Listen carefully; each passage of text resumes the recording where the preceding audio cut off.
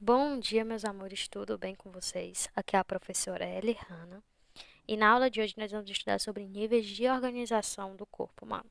Esse conteúdo já está no livro de vocês, essa ferramenta muito boa que pode ser usada aí facilmente, certo? Para esclarecer dúvidas. Então, usem o livro de vocês, ele é muito bom. Mas antes da gente entrar no assunto, vamos falar um pouco sobre a Covid-19, né? Os principais sintomas da Covid são tosse, febre e fadiga. Em alguns relatos também há congestão nasal, coriza, dor de garganta, dor de cabeça, diarreia, cansaço e dificuldade de respirar. Certo? Caso sinta os sintomas, procurar um médico, certo? E como se prevenir? Usando máscaras, o álcool gel 70%, nem mais nem menos, por que não mais? Porque o álcool evapora muito rápido, então o ideal é 70%. Lavar bem as mãos, manter o distanciamento, desinfectar os objetos pessoais e só sair de casa se necessário. Cuide de você e cuide dos outros também, né? Mas vamos lá para o assunto: níveis de organização do corpo humano. O corpo humano, né, se divide basicamente em células, tecidos, órgãos, sistemas que formam o organismo, certo? Então, nós vamos ter aqui. As células são estruturas simples, certo? Que têm funções importantíssimas no nosso organismo e hoje na aula vamos focar um pouco mais sobre ela, certo?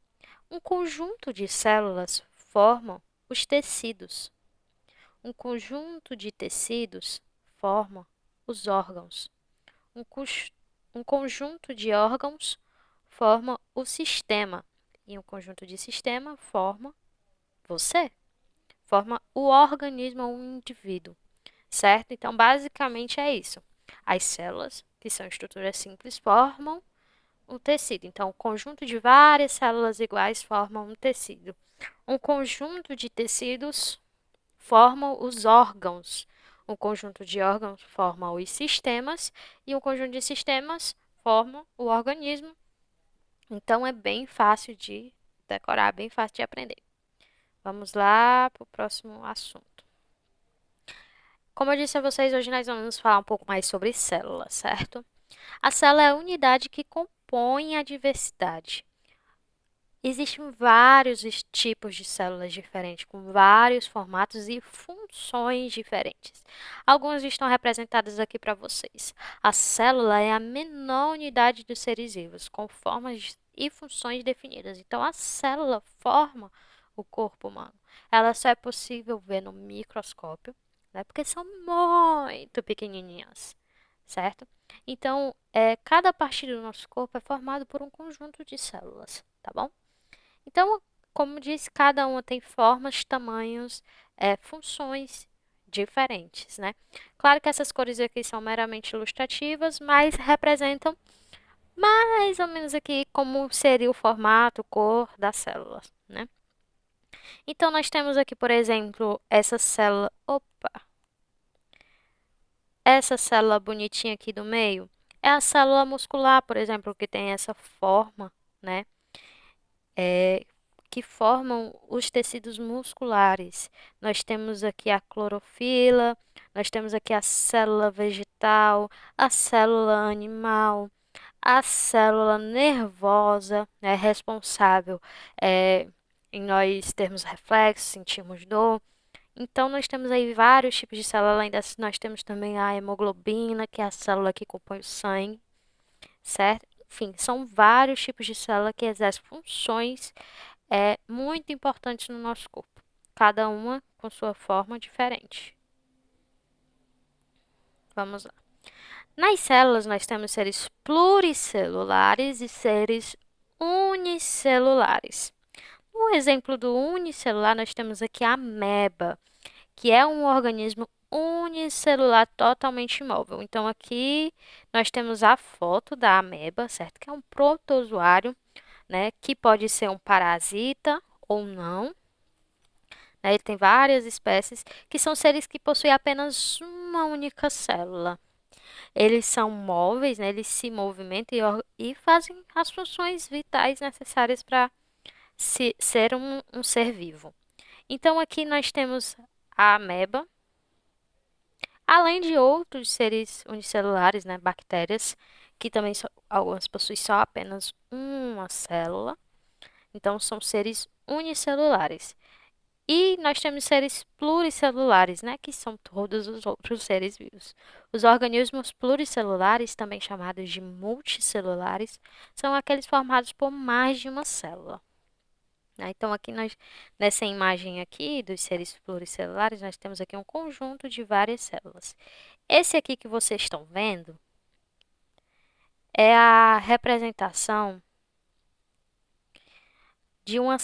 de células vegetais, né? Um tecido vegetal aqui, ó. Então, aqui vocês estão vendo aqui, esses filamentos são várias células aqui vegetais, de um matinho qualquer. Então, vamos lá. Então, deu para entender, né? Seres unicelulares, uma célula, seres pluricelulares, várias células.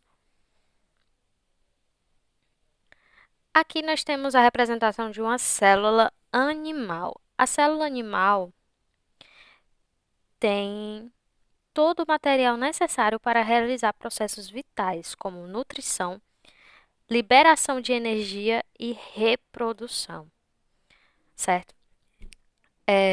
Nesse caso aqui, a reprodução é a produção de mais células, né? Ela se divide e forma mais células iguais como ela. Na liberação de energia é o processo de respiração,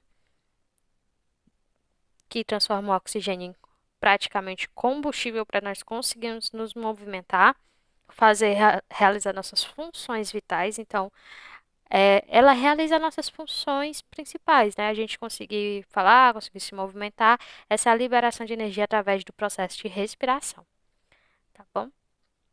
Então, nós temos aqui um conjunto conhecido como organelas que formam as células. Nós temos aqui os lisossomos, o citoplasma, os ribossomos, os centríolos, o núcleo, o nucleolo, a membrana celular, o complexo de Golgi, a membrana plasmática, o retículo endoplasmático e a mitocôndria. Cada uma dessas organelas, cada um desses órgãos das células realizam funções entre essas que eu falei para vocês, né? Nutrição, liberação de energia e reprodução. É como se fosse um ser vivo dentro de uma célula, certo? Então, ele tem toda digestão, liberação de substância, absorção de substância, reprodução. E cada uma dessas organelas é responsável por essas funções, tá bom? Então, é isso. A divisão principal aqui nós temos a que vocês com certeza já estudaram aí nos anos anteriores. Nós temos aqui no meio o núcleo, nós temos aqui essa parte líquida que está aqui de azul, o citoplasma, e a membrana plasmática, que é essa parte externa aqui da célula que protege e envolve a célula, certo? Ela é toda organizada, toda cheia de organelas e funções, certo? Bem dividida. Já aqui nós temos a célula vegetal, que é parecida com a célula animal, porém há alguns acessórios a mais. Semelhante às células dos animais, mais diferente delas por possuírem parede celular, cloroplasto e vacúolo. Vamos ver aqui. Nessa parte aqui nós temos o vacúolo, que é responsável em principalmente armazenar substâncias, principalmente, mas eles realizam outras funções também. Nós temos aqui o cloroplasto, né, que é responsável em armazenar clorofila, responsável pela pigmentação verde da planta e também, né, pela captação de luz que faz a fotossíntese. Nós temos o citoplasma, da mesma forma da célula vegetal, né, que compõe a parte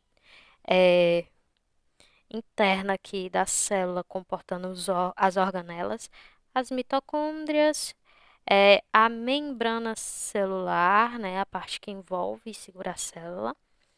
Nós temos aqui a membrana nuclear, né, que envolve o núcleo, o nucleolo, retículo endoplasmático, tudo igual, complexo de Golgi também. E outra coisa diferente aqui é a parede celular. A parede celular, ela, ela é uma camada extra de proteção à célula, né, que faz ela ser mais móvel, mais resistente, né, mais firme, para dar proteção a essa célula.